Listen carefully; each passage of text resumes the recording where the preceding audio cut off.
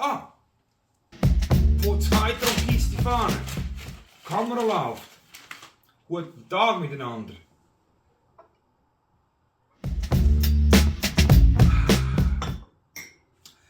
Ja, ich würde sagen, der April ist standardmäßig mit Scherz und Humor gestartet.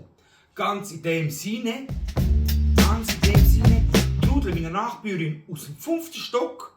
Ja, genau, die fleissig bei der Wernli. Ja, sie 8 Jahre jetzt nicht schafft. Geht bei mir gang links, weisst du eben.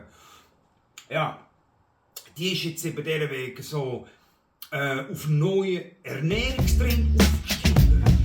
Sie ist so eine Second-Hand-Vegetarierin. Die lohnt der Büffelsglas fressen und isst dann nicht direkt der Büffel. Ah ja, schlau eigentlich, weißt du? Schlau. Und wenn wir gerade bei dem Thema sind, oder? Da hat mich überwältigend das Jahr.